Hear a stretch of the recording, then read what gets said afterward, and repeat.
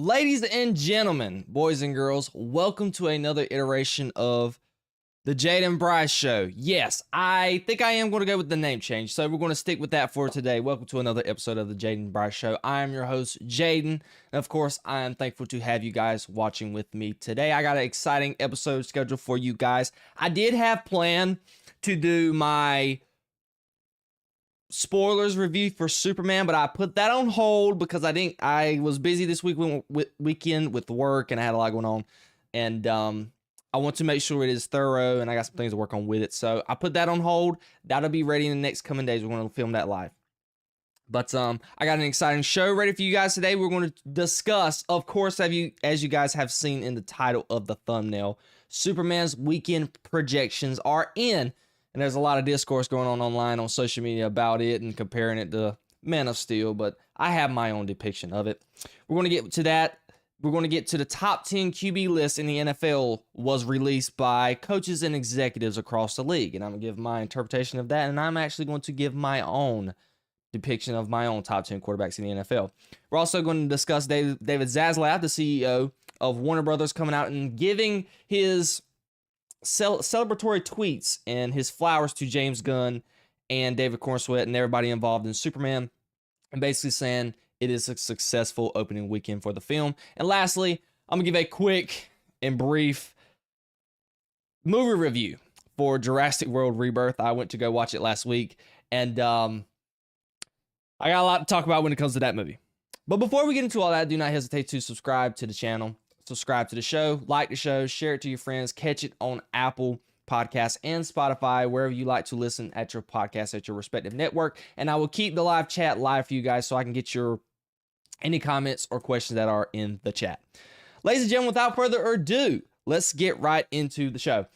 The first thing we're going to discuss before we get into the big topic of today, we're going to talk about the NFL. We're going to talk some sports. I haven't talked sports in a while. As of today, the coaches and executives across the league, I guess this is a yearly list they come up with. They came up with their top 10 quarterbacks going into the 2025-2026 NFL season. And boy, was it shocking. We are going to get right into it. I'm going to give you what they have on their list, and I'm going to give my own, because I have some problems with some things. It's similar to their list, but I have some nitpicks and changes that I would like to make. And we're going to get to the article here. With 2020, and this is written by Mr. Jeremy Fowler. He is the sports writer for the NFL for ESPN. He is fantastic. Make sure you guys go check him out. He is the absolute man. With 2025 NFL training camps on the horizon, the league's true insiders make their votes heard. ESPN surveyed league executives, coaches, and scouts to help rank the top 10 players at 11 different positions, from quarterback to cornerback in all positions. All right, so as we see, we're going to have the top 10 quarterbacks, and we also will have honorable mentions, and there's two.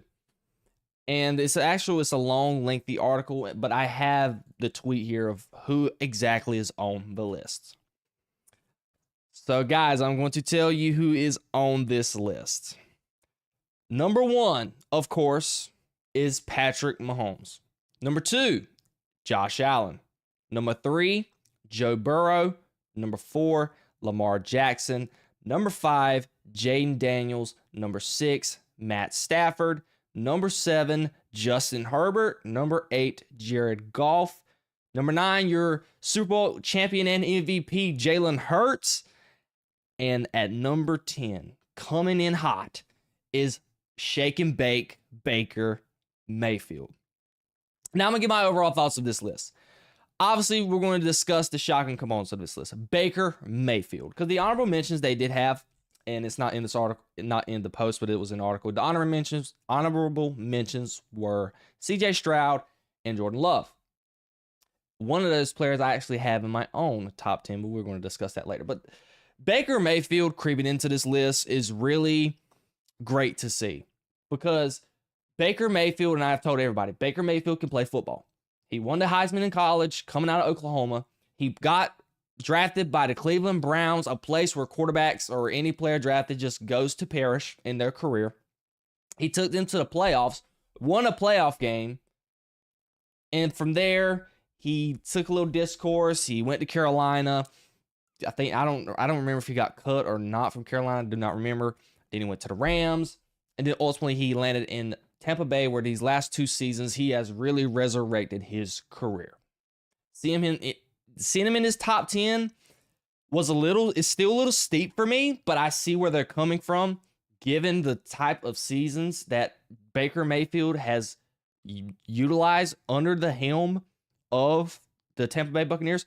If y'all were not aware, not this past year, but the year before, Baker gave the Lions a run for their money. They actually had a game-winning drive going into the final seconds of that game to beat the Lions. And the Lions should have went to the Super Bowl that year because they were up hefty against the San Francisco 49ers, but they dropped the ball. So Baker and the guys did pretty good in the playoffs against teams who were considered Super Bowl contenders and actually did go to a Super Bowl. And loading up into coming into this season, Baker Mayfield is getting Mike Evans back. Chris Godwin got re-signed. They just drafted a stud wide receiver from the Bucs, who I think was arguably a top 3 wide receiver and probably the best wide receiver in this draft, in Emeka Egbuka from Ohio State. He can play anywhere at wide receiver. You got the little man back there, the running back who, Bucky Irvin, I think is his name. I cannot remember, but he had a sensational season last year. And of course, the defense is solid majority of the time. So they are putting their chips in the table and thinking that Baker Mayfield is going to be one of the best quarterbacks in the league. It's going to have to wait to be seen. Another shocker for me, Jalen Hurts. And after this, we'll get to my list, and I'm going to put Jalen Hurts where I think he should have been. It's a little bit disrespectful to the sense that the man just took his team to the Super Bowl and he won the Super Bowl MVP. Granted, he's not the flashiest of all these guys in this list. I don't know what they're basing this list on. I don't know if they're basing this list off of who they think is the best quarterback talent-wise, who would they rather have at quarterback for their team. I don't know the behind-the-scenes metrics that they're using to make this list up. I'm basing this off my criteria. My criteria for my list was ideally, who would I rather have at quarterback to lead my franchise? Not really off, and it somewhat has to do maybe a little bit with their overall work in their resume. Just a little bit. But it's just my personal preference of who I would rather have at quarterback. So that is the one for Jalen Hurts at 9, was just a little too disrespectful for me. He should have been a little higher. But we're going to get to my own list. And y'all can comment down below, leave it in the chat. I'll leave the chat wide open. And let me know who you guys got in your top 10 quarterbacks going into this next season. And my list goes as to follow. At number 1, I have, of course, Patrick Mahomes. Number 2, I have Joe Burrow. Number 3, I have Josh Allen. Number 4, I have Lamar Jackson. Number 5, I have Jayden Daniels. So my top 5 is pretty much the same, outside of I have Allen at 3 and I have Burrow at 2. I do believe that Joe Burrow is the second best quarterback. And if Patrick Mahomes' resume is really what's keeping Joe Burrow from being number 1 for me. I love Joe Burrow. He rises to the occasion. Even this last season, he put up MVP numbers, but he had no defense to help him out. Joe Burrow is sensational. And if I really if I would rather have Mahomes or Burrow, I might pick Burrow. I'm not going to be honest, but I'm just doing this out of respect for Patrick Mahomes. He is the best quarterback in the NFL. He's won 3 Super Bowls. He is in the GOAT conversation for the best player to ever play football. I'm going to give my respect to Patrick Mahomes there. So that's my top 5. 6 through 10. I have at number 6, Mr. Jalen Hurts, Mr. Super Bowl MVP. Number 7, I have Matt Stafford. Number 8, I have Justin Herbert. Number 9, I have Jared Goff. And at number 10, instead of Bake Show, I put in CJ Stroud. For me, for Jalen Hurts, I put Hurts at 6. It was a respect thing because Jalen Hurts has done the deed. He's won a Super Bowl. Same thing with Stafford. But I just love Jalen Hurts' nature, even though I hate saying this because he plays for the Eagles. I love Jalen Hurts' ability to win games when he needs to really win games. I know he's got a loaded roster. He's not as talented as people make him out to be. He, outside of his deep ball, his mid and short range accuracy is really not the best. But when the man needs to show up in the clutch and win games, he shows up in the clutch and wins games. So we cannot kill him for that. Matt Stafford at 7. I could have put Matt Stafford at 6, but since he's on the latter half of his career, that's the reason why I put Stafford at 7 at the moment. Stafford's getting a little old. I don't really think his heart's in the game like it needs to be, and he's toward the latter half of his career. But I would really put him at 7 at the moment. I would rather have Stafford than these 3 guys at the moment right now. Justin Herbert at 8. Justin Herbert is a guy for me who is, if you were able to build a quarterback in a lab, an ideal quarterback, it is Justin Herbert. Arm strength, tallness, athleticism. Not tallness. Height is the more proper word to use. Height, athleticism. He's got it all. But for some reason, this kid cannot get the job done. I don't know why. Don't ask me. But he just can't. Even last year in the playoffs, had them doing something in the playoffs under Jim Harbaugh this season, and it didn't happen. I was frustrated. I'm hopeful, given how the Chargers has really knocked their draft out of the park back in April, with drafting Amarion Hampton at running back, beefing up their ground and pound game that Jim Harbaugh likes to do. And Jim Harbaugh, historically, has done an amazing job as a head coach. He took Colin Kaepernick to the Super Bowl. He just won a natty with Michigan. So I have high hopes for Justin Herbert. But for right now, Justin Herbert has to be at 8 for me. Jared Goff at 9. I'm putting respect on Goff's name. He has really resurrected the Detroit Lions. The Detroit Lions have been a laughingstock for 50 years, ever since, I don't have the running back's name of the Barry Sanders. Ever since Barry Sanders was their running back, they have been non-existent as a franchise. They have been a laughingstock. Even when Calvin Johnson and Matthew Stafford were there, their careers were wasted, specifically Hall of Famer and first ballot Hall of Famer in Calvin Johnson. But I love what Dan Campbell has done over there. And Jared Goff has took 2 different franchises to the Super Bowl. Well, no, not to the Super Bowl. He took 2 different franchises to the NFC Championship game. One to the Super Bowl, and the other one should have went to the Super Bowl if they just ran the football instead of wanting to get past happy. But whatever. And at number 10, I put C.J. Stroud in here over Jordan Love and over Baker Mayfield. For me, I thought maybe it was because it was precautionary, and we all should have been conscious of this, but I was infatuated with C.J. Stroud coming out of Ohio State and coming into the NFL. Even I am from North Carolina. I'm pretty sure you guys are aware of this. And when the Panthers had the number 1 pick that year with Bryce Young and C.J. Stroud, I advised my cousin, all the Panthers fans around the area, I'm like, you need to draft C.J. Stroud. He is the bona fide guy. He is going to be a franchise leader and a franchise quarterback. And when he went to the Texans, not this past season, but the year before that, he balled out. Won Offensive Rookie of the Year, won a playoff game, and played very good in that playoff game. He got through into the Lions Den in Baltimore, and he didn't play bad, but he didn't play good or great at all. He was pretty meh. He played mid, as people like to say these days. And going into last season, he didn't really stay consistent or really take that next step in his career. Didn't even win a playoff game. I don't even know. They made the playoffs, but they didn't win a playoff game. Stephon Diggs got hurt. A lot of injuries going on with the team. It's just DeMeco Ryans and the guys didn't really have a good season. So going into this next season, I expect more and better from C.J. Stroud. I expect to see growth. And C.J. Stroud has that character in him and the drive to want to do better. So I put him over Jordan Love. I still am not 100% sold on Jordan Love. I never have been, because I think it was a one-season wonder.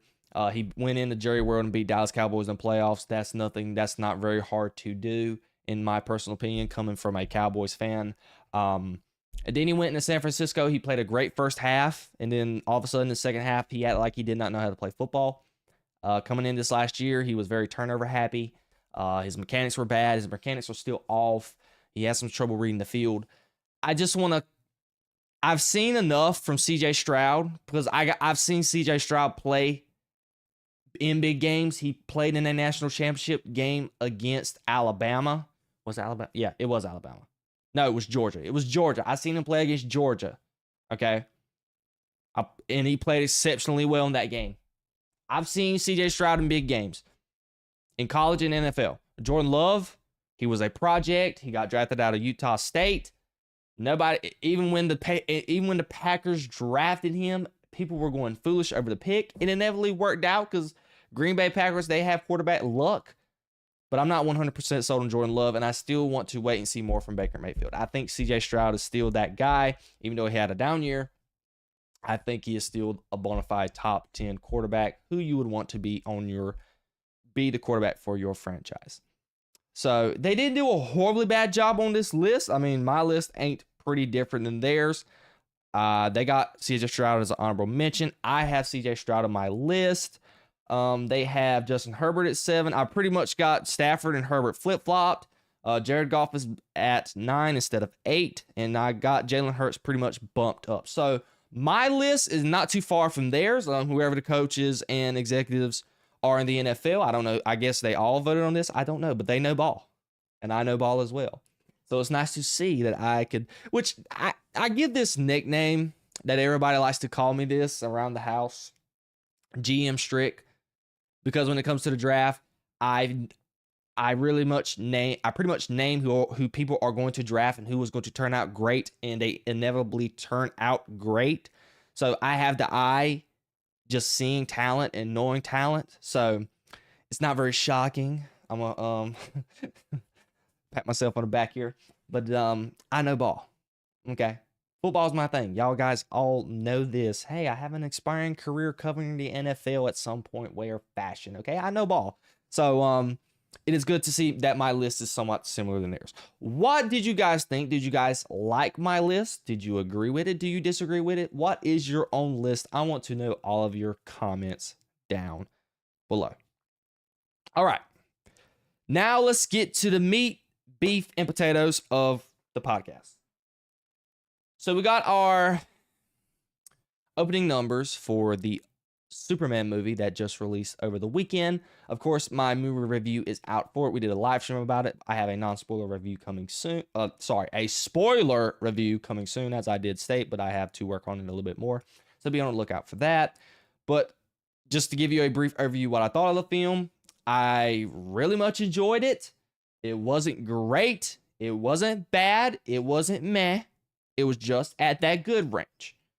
It had a lot to be desired because there's a lot of things in the movie that I wish could have been changed. There's a lot of things I wish James Gunn would have done story-wise, exploring with Clark Kent and Lois Lane a little bit more, and just really telling the story more from their perspective. It is a missed opportunity given the casting, all of that things, plot issues, the list goes on and on. But everybody was waiting for the opening weekend numbers to come out. And I have to be honest. WB, whoever's at WB, they know their stuff because they pretty much were on par all week about their numbers. They ended up exceeding their numbers by a little bit from their Thursday night previews. I think they ended up making like 10 million more than what they expected. And also with their numbers here. So we're going to see the article here. Which I don't even know if I want to read the article. I think I'm just going to discuss it. So pretty much we're going to give you, I have it right here. This is what I wanted to read out. This is a guy on Twitter. He does a fantastic job breaking these things down, and he gave us an overview of the numbers that came out and how to compare and contrast with them from the DCEU, and we're going to discuss further. Mr. Luis Fernando from Twitter. Just on its opening weekend alone, Superman's $125 million debut outgrossed entire runs of Ant-Man and the Lost Kingdom at 124.5, The Flash, Blue Beetle, Shazam! Fury of the Gods at the US box office. Goes to show how tarnished and beyond repair the DCEU brand was in the US on its final days in 2023, and what a miracle it means for the DCU to have had a such massive opening coming out of such lows and carrying such a negative baggage. Superman is a promising first step to recover audiences' confidence in non-Batman films, but it might take several well-received projects to repair the decade-long damage suffered by the brand overall. Especially with the final fiascos being still so recent in people's minds. That brother there was absolutely preaching the gospel. Now, what do I think overall about this? It had 125 million domestically, and I think so far worldwide. I don't know why I didn't have it right here. I think it was like $217 million. Yeah. I think it was 220. Yeah. It was 200. They originally came up with 122 million globally, and it ended up going up 3 million. So it was 220 million globally. And I have numbers courtesy of John Campia, who is a person I watch on a regular basis because I had a real problem and struggle trying to find data comparing like previous movies of since COVID and The Man of Steel, even trying to find our opening weekend numbers, but he pretty much dumbed it down for me, and I appreciate him for that. Shout out to John Campia. Okay. For the biggest opening weekends in movies, period, since the end of 2023, so for the past 2 years, Superman had the 6th biggest opening. It was right behind Moana 2 at 139 million, Lilo and Stitch at 146, Inside Out 2 at 154, Minecraft at 162, and Deadpool and Wolverine at a whopping 211 million. So out of those, Superman had the 2nd biggest opening in the past 2 years for a comic book film, just behind Deadpool and Wolverine. And here it is. The biggest comic book opening since the end of 2022, so for the past 3 years. Superman was 2nd, just behind Deadpool and Wolverine again, but it did better than Across the Spider-Verse, which was a very good movie at 120. Guardians 3, very good movie as well at 118. Ant-Man 3, horrible movie at 106. Captain America 4 at 88. Thunderbolts at 76, Flash at 55, and the rest goes on and on. Venom 3, movies that were absolutely god-awful.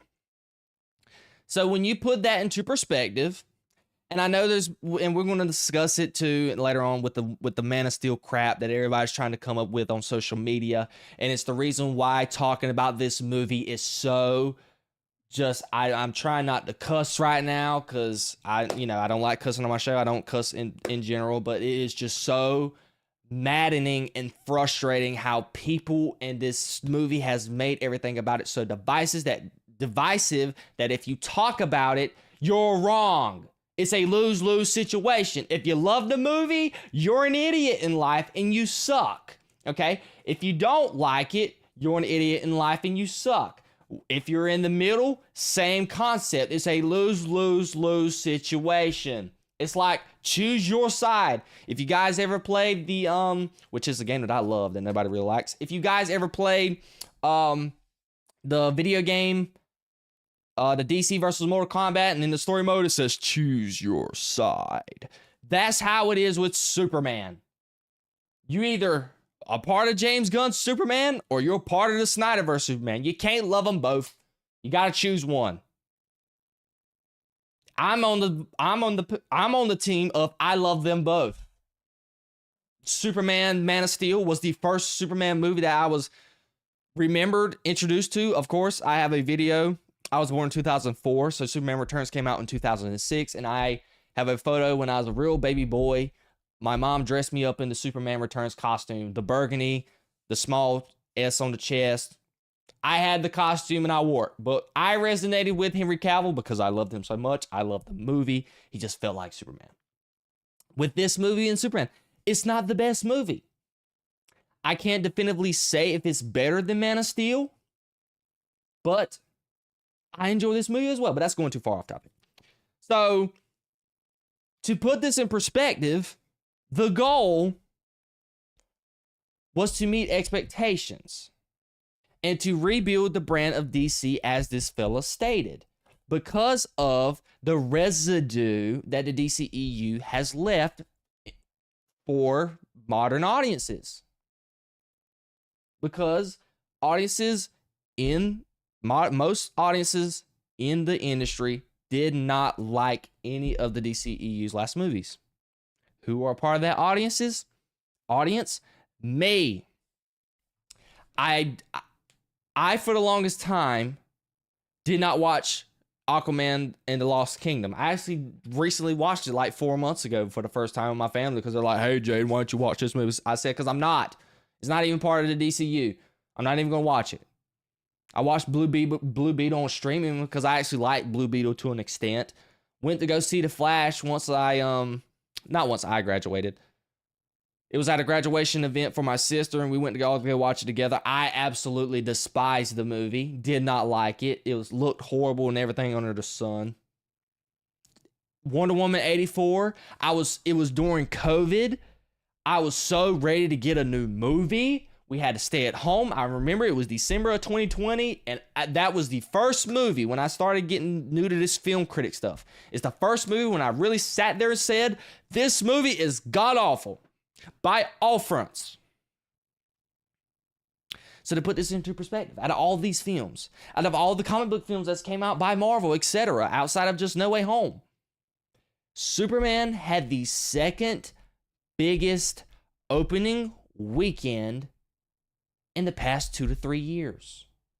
Just behind a heavy hitter by Marvel in Deadpool and Wolverine, featuring 2 characters at Hugh Jackman's Wolverine, has an original trilogy, watched all 3, beloved by many people. You have X-Men The Last Stand, the Wolverine movie, X-Men Origins, all these movies that Hugh Jackman has been in. And then the new fan favorite that everybody loves in Deadpool. Deadpool 1, absolute masterpiece. Deadpool 2, really enjoyed it. And then you're going to go see Deadpool 3. And the way they marketed it, it was just so beautiful. It was a dream come true. We finally got Deadpool and Wolverine on screen. Wolverine's wearing his Comet Accurate suit. Of course, that movie is going to make a crap ton of money in the first weekend. So when you put these numbers into perspective, Superman making this amount of money is good. And I know everybody in the media right now, I watched everybody today. Den of Nerds, John Campia, Nerdrotic, everybody I can come up with. Tyrone well, I didn't watch Tyrone Magnus, but I saw his thumbnail and he was over here trying to troll at and I love Tyrone Magnus. I'm not trying to crap on Tyrone Magnus. I love him. But he was basically trying to troll, but he didn't make more than Man of Steel. Because Man of Steel made $116 million opening weekend, and they're trying to change the numbers up because of inflation. It is just so draining and annoying what these people are doing and the lengths they're trying to go to discredit this movie. If you didn't like it, okay, move on in life. There is other media and depictions of Superman in the DC universe for you to enjoy. That's what I've done. But Jesus, I've been waiting for a live action version of Superman because I don't watch TV shows. I watch either animated shows, not live action. I watch animated stuff from years ago, 2008, Justice League Unlimited, Superman the animated series, Batman the animated series, the list goes on and on. Or I watch the live action movies. At Superman Returns, at Man of Steel, Justice League, Zack Snyder's The Justice League. I watch that. I don't watch no Lois and Clark and things of that nature. No, I don't. I don't watch live action nothing. So, I finally got what I wanted, and I enjoyed it. And I'm ready to go watch it again. I'm going to get my ticket for IMAX, and I'm going to go see it again before Fantastic Four takes over the screenings. And I'm actually getting so far off topic. I have a bunch of notes here, and I'm not even hit on none of it. Even though this is good, it is not a box office blast or buster. I put buster. I don't even think that's the appropriate word to use. It's not a box office hit, okay? If it was a box office hit, it would have been north of $250 domestic, just around what Deadpool and Wolverine did. But of course, WB understood the baggage that came with Superman. And the most important component of these numbers, and David Zaslav and WB came out with it, they were looking to only make $500 million with this movie altogether. They now have almost half of that already in the first weekend. This movie is going to be in the movies for the next 6 weeks.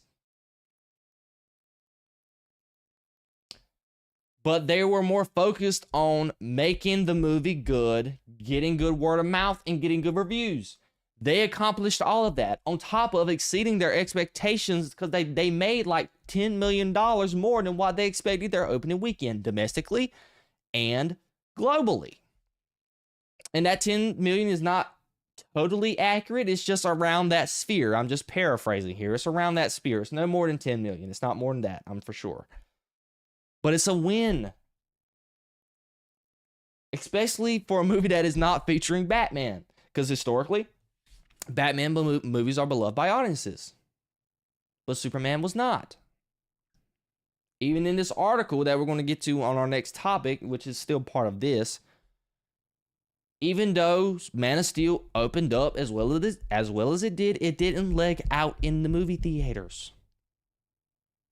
And another reason why this is so frustrating about the Man of Steel thing, Man of Steel came out before the pandemic. Man of Steel came out during the what's the word I'm looking for? The prime. Sorry, I don't know why I couldn't think of that. Sports term. Man of Steel came out in the prime of comic book movies. The MCU was just getting started good. The Avengers movie came out in 2012? So a year later, they come out with a Man of Steel movie. So you think, oh my gosh, let's see if DCU starts their next MCU. So everybody was wanting to go see it. We're talking about a movie in Superman that is coming out in the age of where people are not going to the movies as they once did. Although I still have made, I'm not going to be hypocrite here. I've made videos in the past and podcasts in the past talking about how the movies is not 100% dead. People are still going to go see good movies if the movies is good and not woke, blah, blah, blah. We're not going to get that deep into it. But still, they don't see the movies as much as they did in the past. It's just a well-known fact. I still believe that people are going to go see movies, just not in the same capacity as they once did. Because of ticket prices, which are insane, by the way. At AMC, and AMC, I have a problem with this. Y'all went up $2 on your tickets for the summer. You're not slick. I go to the movies enough to know that. So yeah, that's the reason why. Ticket prices and just how far it takes to drive to get to the movies. It takes me literally an hour to go see a movie to my local movie theater. I saw a couple of guys on a live stream talking about Superman. They were like, man, I wouldn't even drive 30 minutes to go to the movies to see a movie. That's just a day and age that we live in. Streaming and everything else. We're not going to get that deep into that. But I'm so tired of everybody comparing this movie to Man of Steel and its numbers when they're right on par with each other. And you can argue that you can possibly say that Superman did a little bit better because of the state of the world and the movie industry is in right now. But for some reason, they're just trying to make this a war thing. I wouldn't say a culture war. It's not really a culture war. Just a war. Superman versus Man of Steel. Snyder fans versus James Gunn's fans. And why can't we just calm down? Be realistic? Is the numbers super great? No. Are they bad? No. Are they just fine and meet expectations? Absolutely. I'm just tired of this comparison. Because WB's ultimate goal was to get 500. I think, me personally, that Superman is going to end up making $600 million.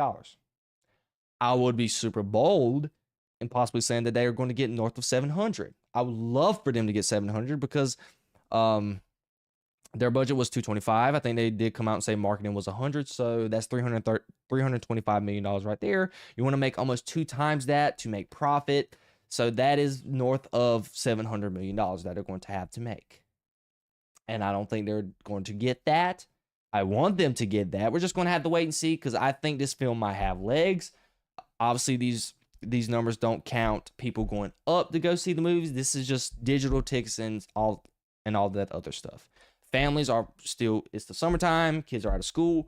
Families are going to go take their kids to go see this movie. Walk-up ticket sales And I think, which a lot of people are making this point as a case as well, Fantastic Four coming out can force people to still want to go see Superman. People who are not fans of Superman, who are going to go see Fantastic Four, like, Fantastic Four is good. Maybe I'll go see Superman. I don't think that's necessarily true, but hey, it may happen, so who knows? This movie can have legs. It's just going to be interesting to see what it continues to make going into a second weekend. It doesn't have any competition. And ultimately, when it loses some screens to the Fantastic Four, it's going to be definitely interesting to see what it does as well. But overall, opening weekend, I know it's been a little bit of a rant. It's just super frustrating to talk about this topic because of what's just going on around it. Just people, it's like people will not, entertainment is subjective. Just because y'all love something, somebody else is not. Most people love Thunderbolts. I despised Thunderbolts. I did not think Thunderbolts was good at all. But I'm not going to hate you for liking Thunderbolts. Even John Campy, he over here thinking Superman ain't the best comic book movie to come out this year. He thinks Thunderbolts might be in that consideration. I'm sitting there like, John Campy, what the frig are you talking about? No way. But guess what? It's his opinion. I think, me personally, Superman by far is the best thing that's came out this year comic book wise, and I still think it will be, because I don't see Fantastic Four being better than that. But we're just gonna have to wait to see what it does in the box office in the next coming weeks. What do you guys think of this box office number at 125 domestic and 220 global? I think it's a win so far.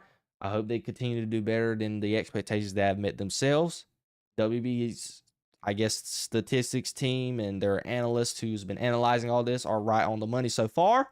Maybe they're being a little too harsh on themselves. So maybe that 500 number can get to 600. I think it's going to get to 600. I would love to see 700. I just think it falls possibly maybe a little bit short of 700, but I still think there is hope. And that's not a no pun intended. Okay. I still think there's hope that it can reach the 700 mark. What do you guys think of this news? And let me know all of your comments down below. And we're going to move on to the next topic. It's pretty much on par with what we just talked about. So, David Zaslav pretty much celebrated, and I foreshadowed this in the last topic. David Zaslav pretty much came out and gave his celebratory comments, just as Bob Iger did with Thunderbolts its opening weekend. You know, Bob Iger came out and was like, yes, you know, this is a massive success. You know, this is a example of quality over quantity, and this is what we're going to get looking forward in the future of Marvel, which is all bull crap, in my opinion. We're not going to get that. That's too far off topic. We all know, I know that's bull crap because Thunderbolts sucked. But it's my personal opinion. I'm not going to kill y'all guys for liking the movie. But we're going to get to an article here, and we're going to get to David Zaslav's words per se. In an article written by Mrs. Rebecca Rubin by The Variety, she has been all over this movie, been doing a great job. And I quote from David Zaslav. 3 years ago, I hired James Gunn and Peter Safran to reimagine and unify the creative direction of DC under one leadership team by breathing new life and excitement into one of the most iconic storytelling franchises in the world. Absolute facts. Zaslav said on Sunday, Superman's opening weekend. Oh, that was a continuation of that sentence. Sorry. James and Peter's commitment to honoring the legacy of the DC Universe while forging something new and enthralling is inspired. And down here to the very last comment that he made.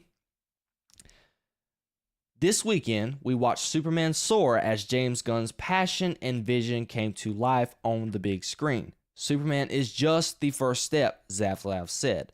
Over the next year alone, DC Studios will introduce the films Supergirl and Clayface in theaters and the Lantern series on HBO Max. All part, and this is the kicker, this is the most important thing, this is the money shot, all part of a bold 10-year plan. The DC's vision is clear, the momentum is real, and I couldn't be more excited for what's ahead. All right. The little boy in me, the DC fan in me, is sitting here cutting a black backflip right now over what this man just said. But I have to pump the brakes just a little bit. All right, because here's why. I believe in James Gunn. I believe in Peter Safran, okay? They are in this role for a reason. They are in one of the biggest roles that you can have in the media, in the movie industry. And I'm not going to question their decision making. But I'm going to put my 2 cents in it, of course, because it's my job. The idea in this quote that he's saying that Supergirl and Clayface are going to be in a movie theater and not the Green Lanterns or Wonder Woman, like, and things of that nature, it's very bothering for me. And Den of Nerds, he did a great job pretty much explaining this and what I really wanted to say. He made this analogy and it was so true. It's like making the Hulk movie and coming out with like She-Hulk. And I'm not going to compare because I really think Supergirl is a way bigger character than She-Hulk will ever be. And I think we've seen Supergirl, and I think a lot of audiences are more attached with Supergirl than She-Hulk. But it's not really She-Hulk that I have a huge problem with. It's really just the Clayface thing for me. I don't understand why we're getting a Clayface movie instead of a Green Lantern movie. Like, why is Lanterns a TV show and not a movie? Is it just because you want to fit, you got a broader story you're trying to tell, and it's better suited for a TV show? I'm down with that because anyways, people are just, they're into the TV thing now. Not me. I've been saying that I am not a huge fan of the live action TV stuff, but this is going to be my one exception for me because it's DC content. That is not to say for Peacemaker, because I watched like 1 or 2 episodes of Peacemaker and I cut it off. I just don't have the tolerance for it. Even the hit series Love Island that's been going on right now, I've been watching it with my sister and I was hooked. And it was like episode 20 something that I got into. It was right one of the very latest. It was the last 7 episodes that came out. And after 2 episodes, I was done. Even though I was still hooked into it, I just don't have the desire to go back and watch TV shows. But that's not the majority of people in America and in the world at the moment. They love TV. So maybe that's the reason why. But I still do not understand why we didn't prioritize getting this Wonder Woman movie that you're talking about in development and let it be after this Superman movie. Even after Supergirl, I wouldn't have a problem with it. I just think, just for me, they should have prioritized more projects than others. Because when James Gunn came out with his original, just plan that he had, he originally announced Superman was the first thing he announced. You had the Creature Commandos, which already came out, have not watched, have no desire to watch it. Swamp Thing, have not heard of that since. You had the Paradise Lost thing, that's still not heard of that since. I don't know if he canned that and instead wanted to do Wonder Woman, which is an absolute smart idea, and I commend him for it.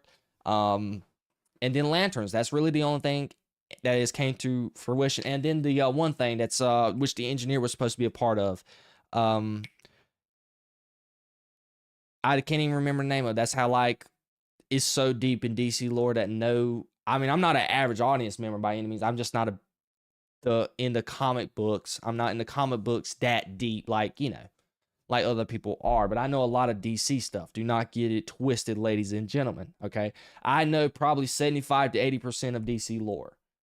I wouldn't say 80%. I'd cut it about 70, 75.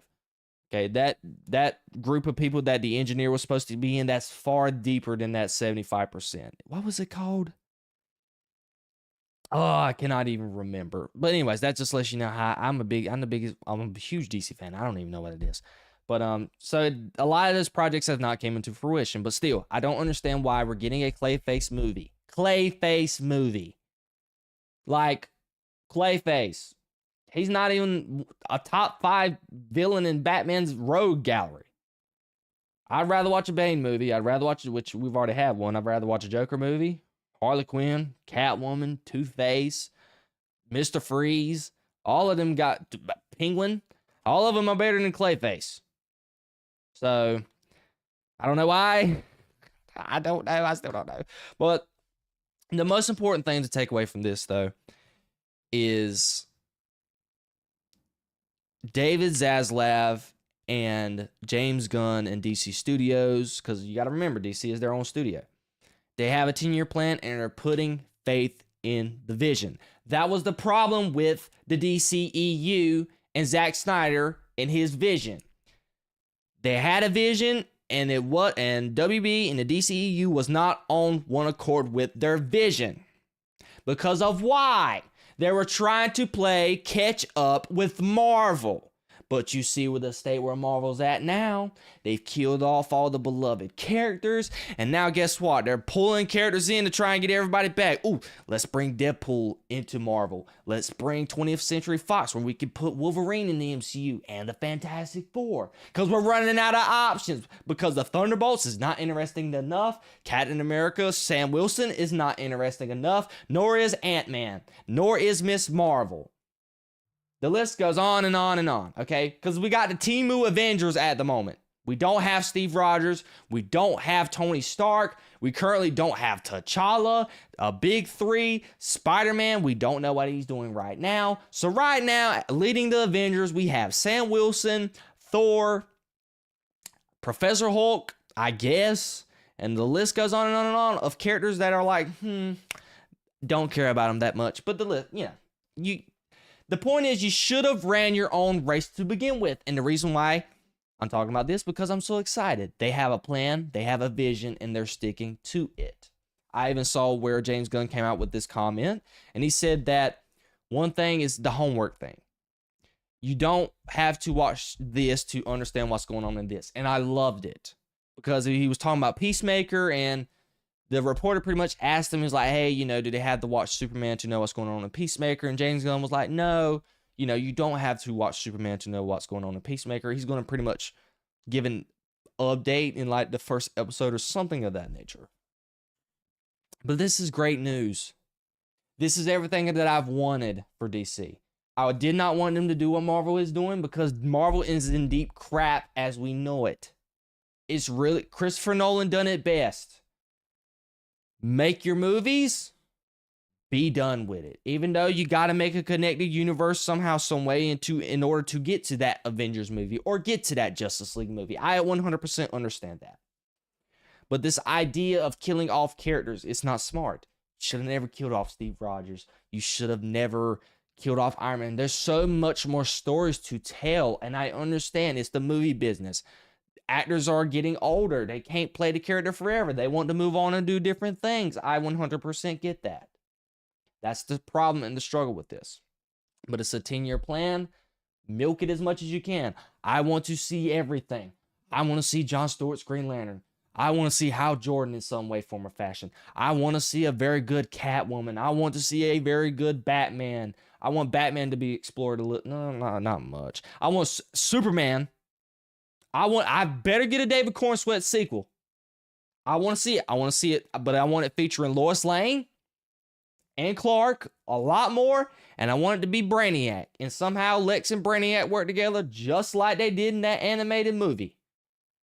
They worked together in the animated series, and then you made the movie that one time, the Brainiac Attacks or whatever, where Lex Luthor and Brainiac worked together.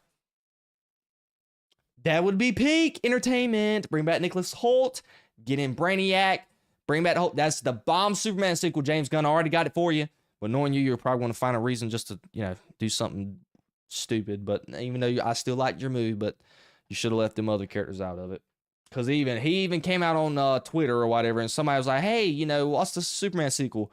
And he was like, define Superman 2. I was like, oh my God. He's going to do more character stuff, ain't he? Anyways. I digress. But David Zaslav and everybody is celebrating the opening of Superman. That is great. They're all on one accord.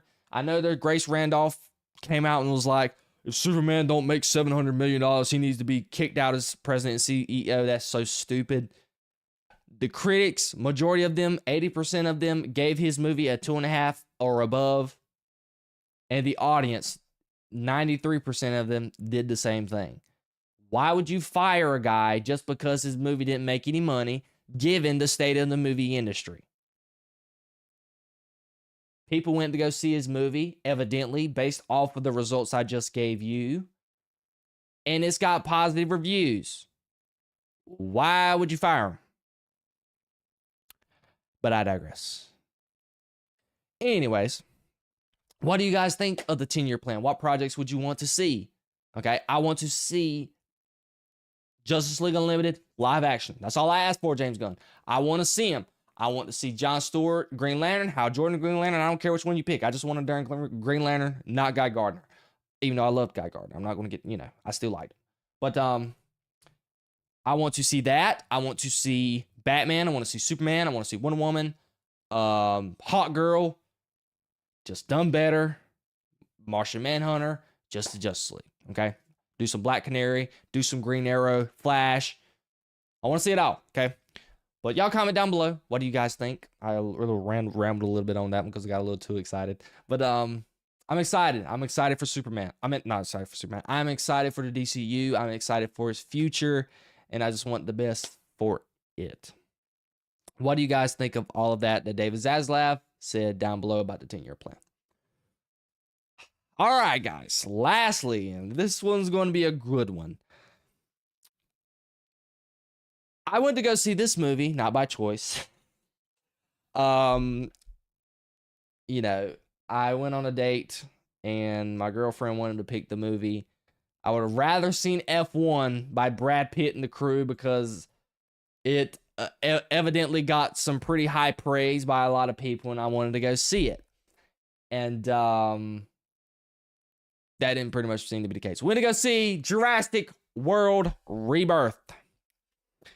And giving a little backstory, I mean, I don't love Jurassic Park or Jurassic World. I've watched the movies and I've liked them, I didn't like the past two that they did with Jurassic World. I hate the mutant dinosaurs, and I'm going to talk about that more. But I actually loved the first Jurassic World with Chris Pratt and the crew. I pretty enjoyed that movie.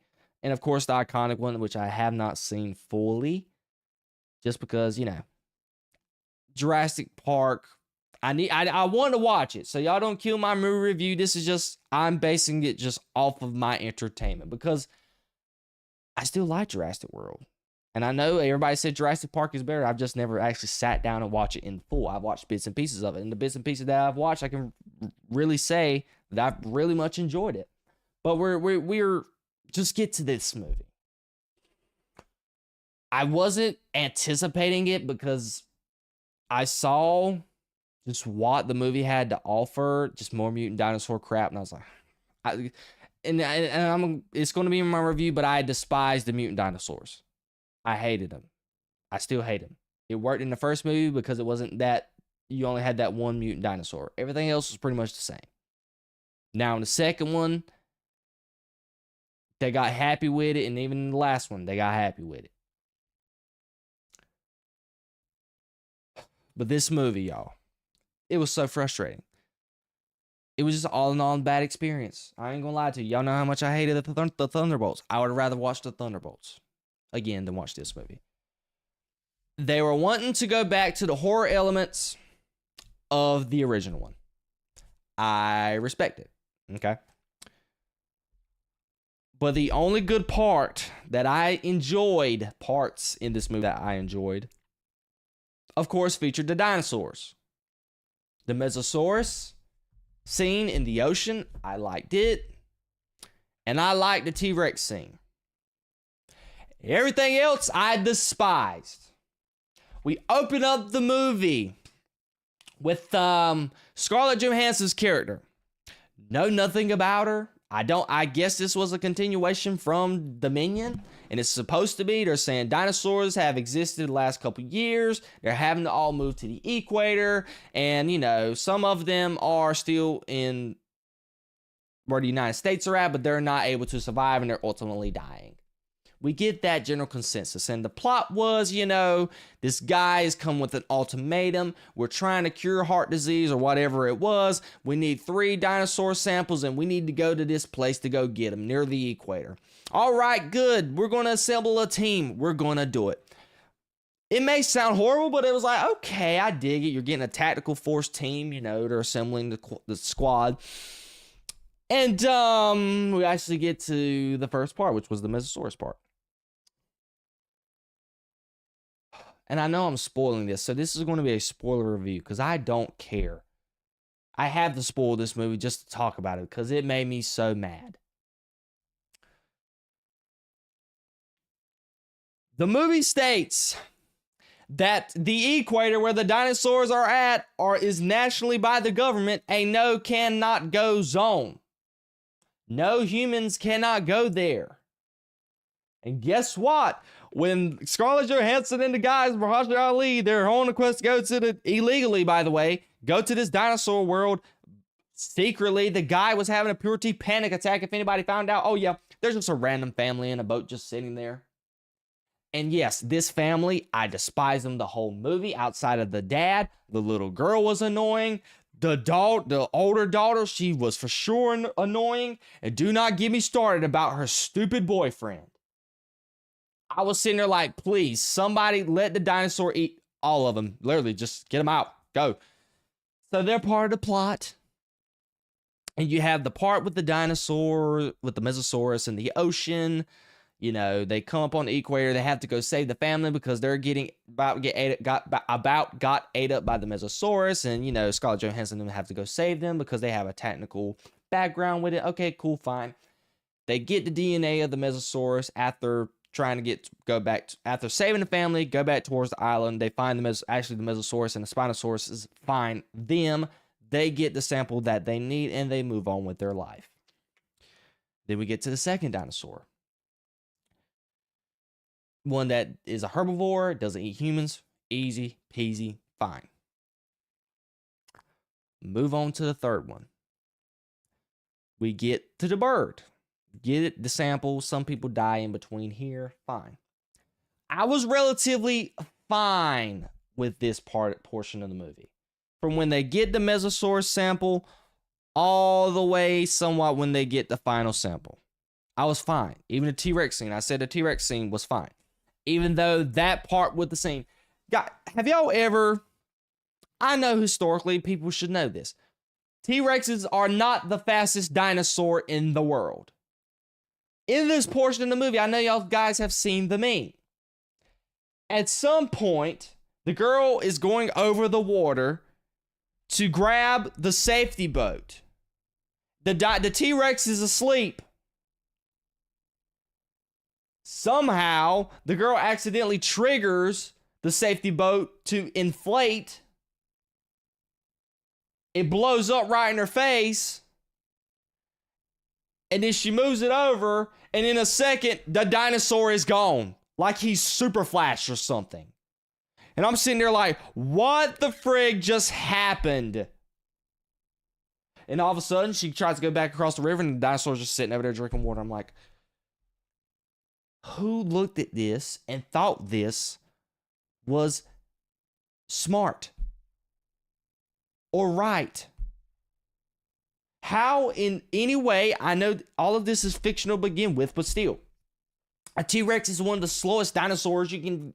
There's no way he's laid out asleep and she inflates the thing and a second later, he's just gone, just absolutely becomes invisible from the scene.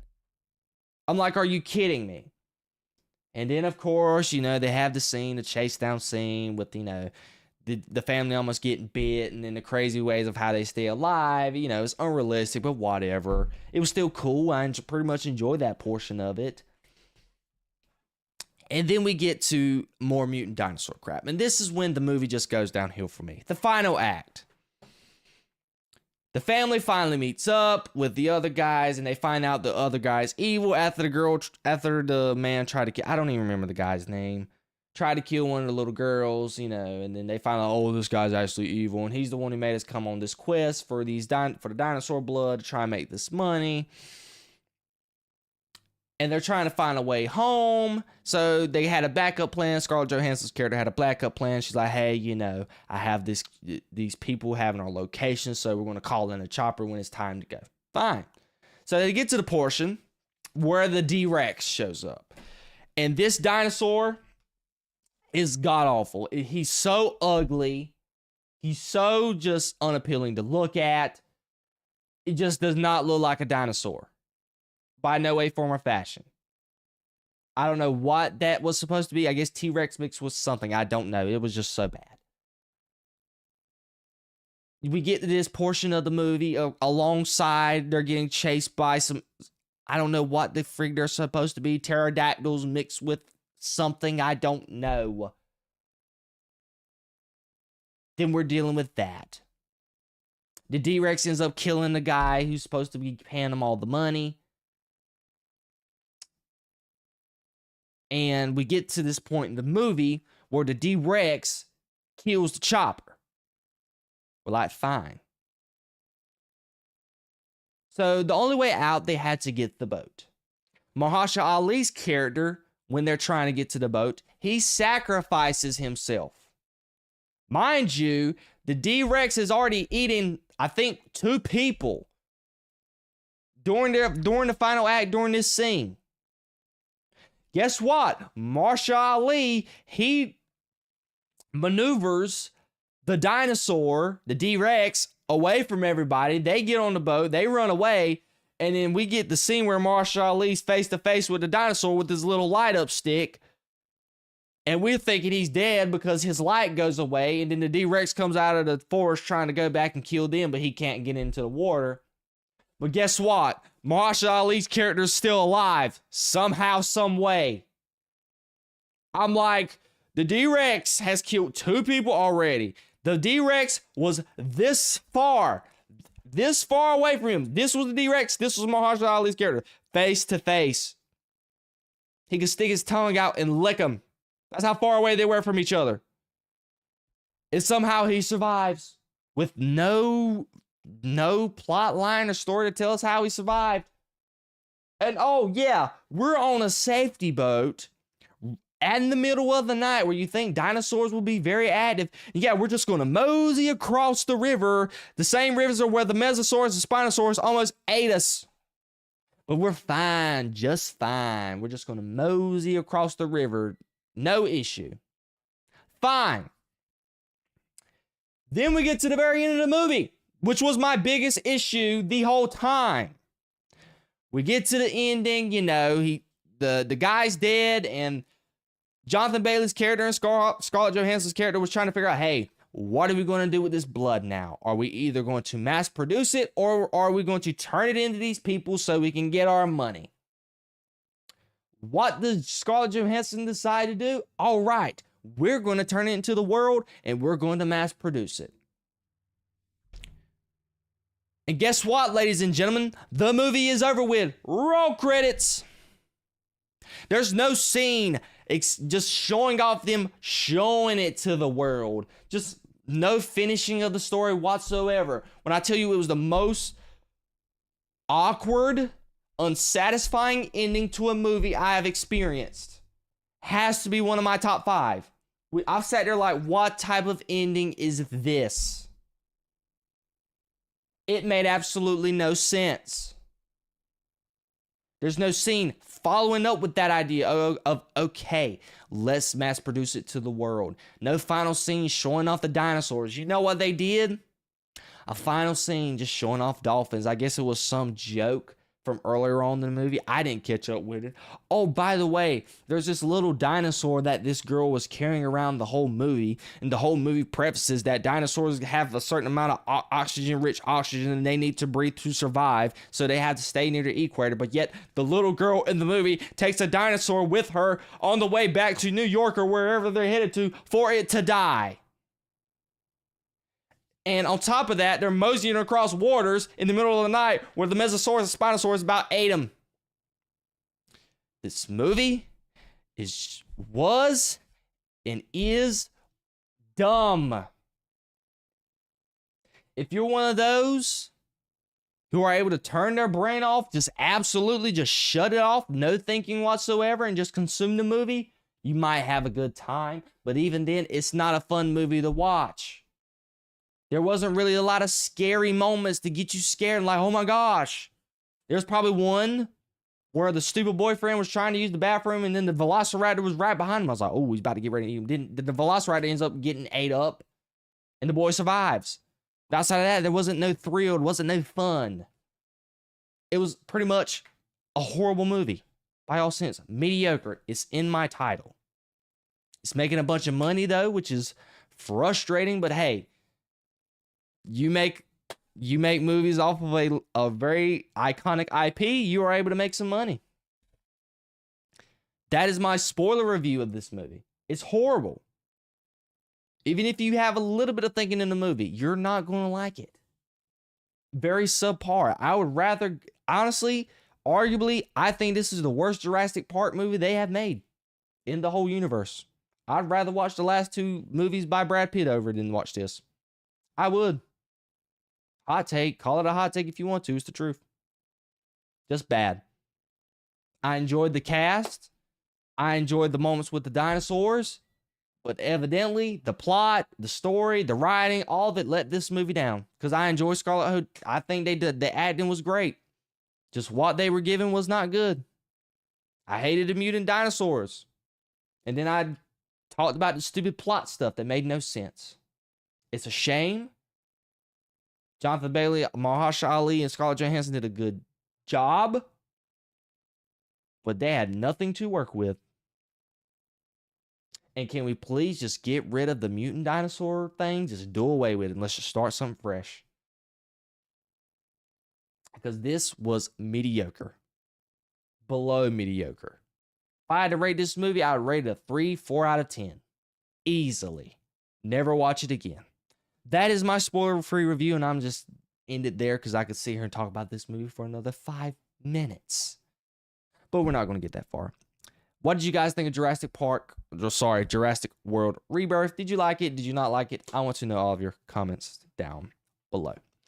And ladies and gentlemen, with that, we have reached the end of the Jayden Bryce Show. If you guys enjoyed, do not hesitate to hit the like button on the video, subscribe to the channel, and check out my podcast on Spotify and Apple Podcast. Be on the lookout for my spoiler review of Superman. I'm going to get in depth with some things that I did like and things that I did not like. And trying to get on the show trying to get these shows out consistently throughout the week. Keep on with the name thing with the alpha, and I kind of want to change it to the Jayden Bryce Show because it just feels more, I like just the show. I just want that, and I want my name to be in it in some way, form, or fashion. So I've been messing around with that idea, and we're just going to keep playing around with it as we go. Again, thank you guys for joining me, and I cannot wait to see you guys on the next episode of the show. I love you guys so much. Peace, love, and positivity always, y'all. See ya.